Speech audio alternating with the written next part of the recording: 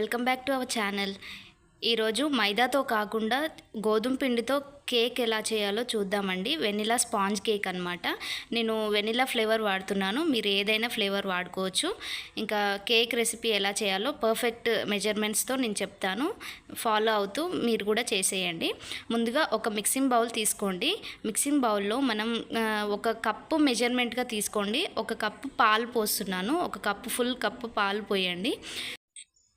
మనం కాచి చల్లార్చిన పాలు తీసుకోండి. అందులోనే హాఫ్ కప్పు షుగర్ వేసుకోండి. షుగర్ ఇష్టం లేని వాళ్ళు ప్లస్ షుగర్ అవాయిడ్ చేసే వాళ్ళు బెల్లం తురుము కూడా వేసుకోవచ్చండి. ఇంకా హాఫ్ కప్పు ఆయిల్ కూడా వేసుకోండి. ఇప్పుడు అందులోనే మనం ఎసెన్స్ వేసుకుంటున్నాను, నేను వెనిలా ఎసెన్స్ వేస్తున్నాను. మీకు కావాలనుకుంటే బటర్ స్కాచ్ కూడా వేసుకోవచ్చు.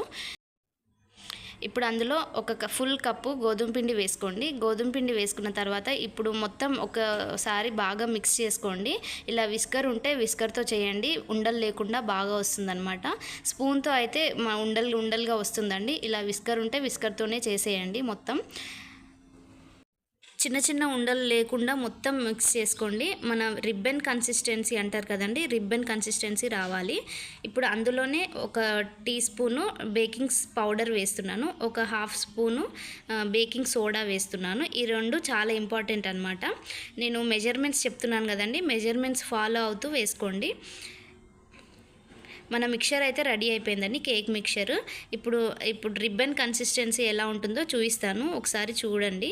ఇదే కన్సిస్టెన్సీలో ఉంటే పర్ఫెక్ట్గా స్పాంజ్ కేక్ మనకు బాగా వస్తుందన్నమాట. పర్ఫెక్ట్గా మెజర్మెంట్స్తో ఒక కప్పు అని చెప్పాను కదండి, మెజర్మెంట్స్ కోసం ఒక కప్పు ఖచ్చితంగా ఉంచుకోండి. అలా అయితేనే మీకు పర్ఫెక్ట్ కేక్ వస్తుందన్నమాట, స్పాంజినెస్గా వస్తుంది. ఇప్పుడు కేక్ మౌల్డ్స్ ఉంటాయి కదండి, కేక్ మౌల్డ్ ఒకటి తీసుకొని దానికి మొత్తం గీ రాసేయండి.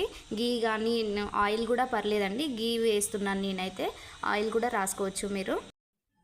మొత్తం సైడ్స్కి కూడా రాసేయండి గీ మొత్తం. ఆయిల్ అయినా పర్లేదండి, ఏదైనా ఆయిల్ వాడుకోవచ్చు మనం. ఇప్పుడు ఆ బ్యాటర్ మొత్తం అందులో పోసేయండి.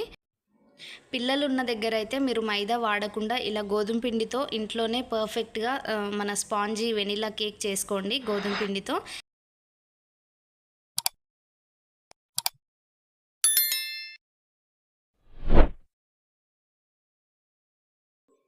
కేక్ని కుక్ చేసుకోవడానికి ఇలా ఒక కుక్కర్ గిన్నె ఉంటుంది కదండి, అది తీసుకొని దాంట్లో ఒక బౌలు ఉల్టా వేయండి. అంటే కేక్ మౌల్డ్కి డైరెక్ట్ ఫ్లేమ్ తగలకుండా ఇలా సిమ్లో కుక్ అవ్వాలన్నమాట. అందుకోసమనే ఆ బౌల్ వేస్తున్నాను కింద. మనం కేక్ మౌల్డ్ అందులో పెట్టేసి, మీకు మీ దగ్గర కేక్ మౌల్డ్స్ లేకపోతే మామూలుగా టిఫిన్ బాక్సెస్ వెడల్పాటు ఉంటాయి కదండి, అందులో కూడా వేసుకోవచ్చు అనమాట. ఇది మొత్తం ప్రాసెస్ 30 to 40 మినిట్స్లో అయిపోతుందండి. ఇలా ఒక 15 to 20 మినిట్స్లో మనం మధ్యలో క్యాప్ తీసి దాంట్లో బాదం కాజు గార్నిషింగ్ కోసం వేసుకోండి. బాదం కాజుకి బదులుగా మనం టూటీ ఫ్రూటీ ఉంటుంది కదండి, అది కూడా వేసుకోవచ్చు. అది కూడా చాలా బాగుంటుంది అనమాట. నా దగ్గర బాదం కాజు ఉంటే అది కట్ చేసి వేసేస్తున్నాను. ఇలా 20 మినిట్స్లో మళ్ళీ ఒకసారి క్యాప్ తీసి అలా వేసుకొని మళ్ళీ ఇంకో 20 మినిట్స్ కుక్ చేసుకోండి. మొత్తం 40 మినిట్స్లో ఇది రెడీ అయిపోతుందండి కేక్. మన కేక్ కుక్ అయిందా లేదా అని తెలవడానికి మనం ఒక టూత్ పిక్ తీసుకొని అందులోకి కుచ్చి చూడండి. దానికి టూత్ పిక్కి అంటకుండా వస్తే అది కుక్ అయినట్టు బాగా, లేదంటే మళ్ళీ ఇంకో 10 మినిట్స్ పెట్టేసేయండి దానికి అంటుకొని వస్తే మాత్రం. ఇక్కడ నాకు టూత్ పిక్కి కొంచెం కూడా అంటుకొని రాలేదండి, సో బాగా కుక్ అయిందని.